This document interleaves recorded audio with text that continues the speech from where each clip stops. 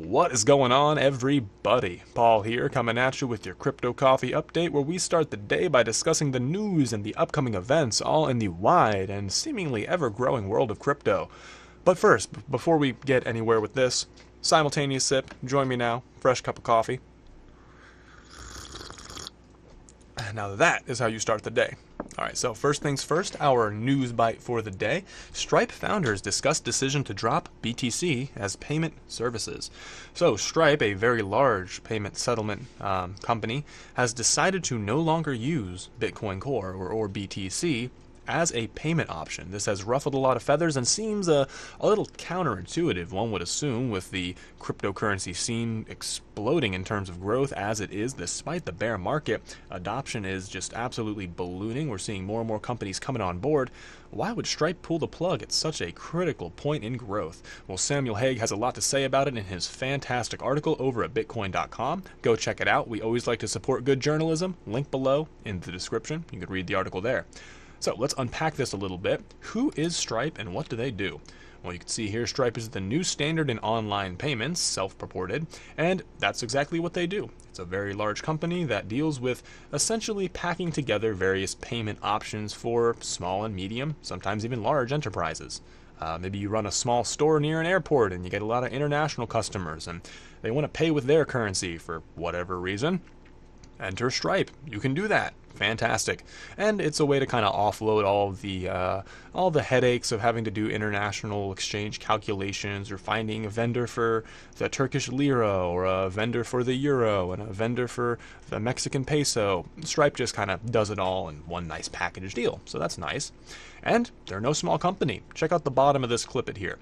Stripe was valued at over $9 billion when it last raised money, $150 million round in 2016.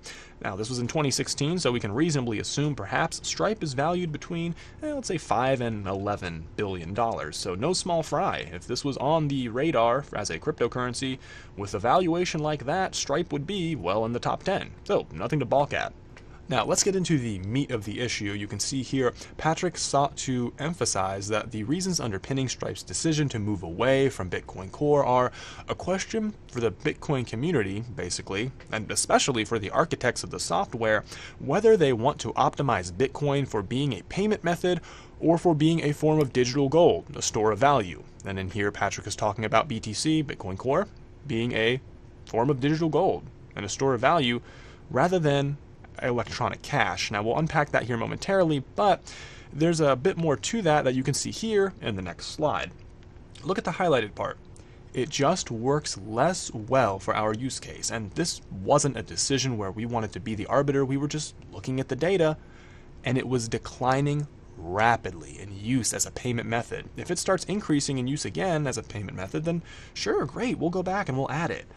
But this is something that I was saying in the last Crypto Coffee update that we'll get into in a minute, but BTC doesn't work well as a payment method anymore. It's simply inefficient, and if it's going to be a store of value like gold, it's going to cost too much in terms of moving this item around. It's going to be too expensive to use for smaller purchases or to even use as electronic cash. Things like varying block times, high cost of transfer. If we recall back in 2017 during the bull run, we saw confirmed reports of between $30 and $70 with some individuals using Coinbase talking about fees as high as $110.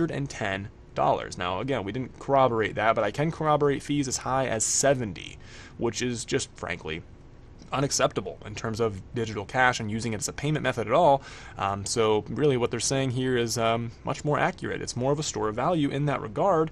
And this is something that I mentioned in this Crypto Coffee update you see here, May 18th to May 20th, Bitcoin Cash hard fork and insurance policy.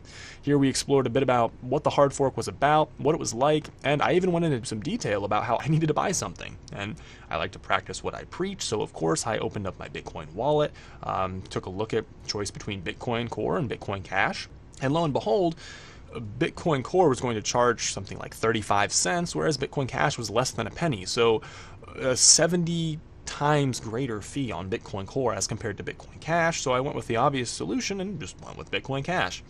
Well, you could see this video is on Viewly. This was the video that was flagged, and the YouTube channel received a temporary 2-week ban for uploading this video. I described it in my the latest video that I uploaded. So you could get some details about the situation there and how I guess some people were not too pleased that Bitcoin Core, BTC, is no longer a viable payment option. And obviously, you can flag Cryptide's videos on YouTube all day, but you can't flag a $9 billion company who gives you clear data showing that, indeed, BTC as a payment method is not only no longer viable, but it's quickly falling out of favor for other options. And not all of those other options are cryptocurrency, so largely it could very well be harming the adoption of this space as a whole.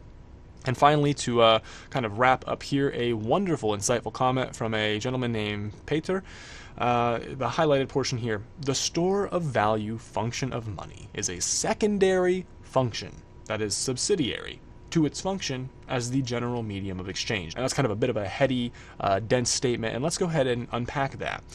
General medium of exchange. That's something that money has to have and a store of value has to have. If no one accepts what you're storing your value in, then it doesn't really matter. Think back to the 1990s with all the Beanie Babies. People were saying, well, these are a store of value. Okay, well, even if they are a limited edition Beanie Baby, if no one's accepting them, nobody really cares, what kind of store of value is it?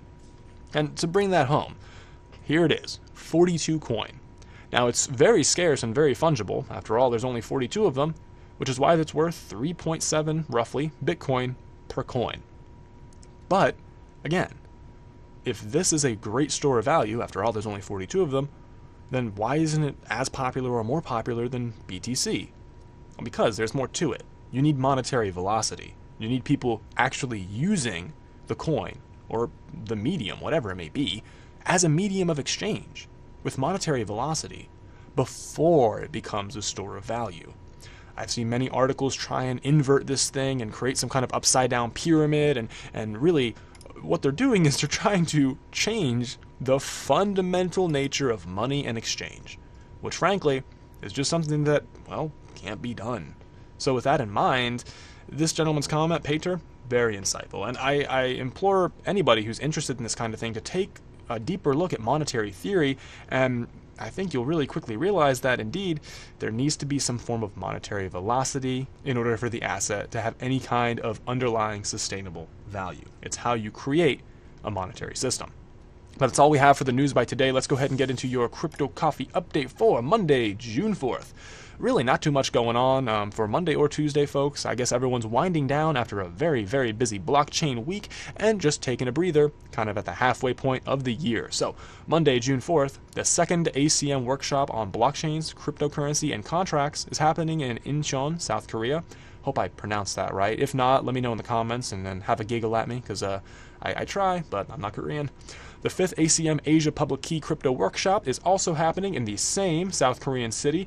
These are highly technical conferences, very tech-oriented, so could be something cool to take a look at. That's it for Monday. For Tuesday, June 5th, Blockchain Northwest Seattle is happening. So a Northwest Blockchain Conference celebration kickoff sort of thing, and really that's all we have for Tuesday, June 5th.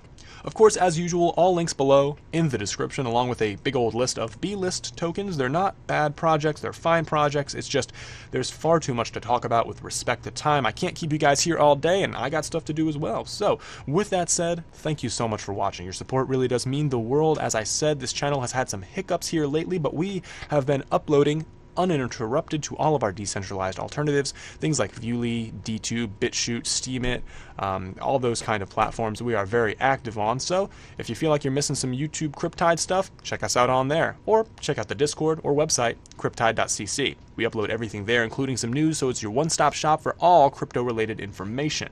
But for now, that's all we got. My name is Paul, signing off, and remember, the tide is rising.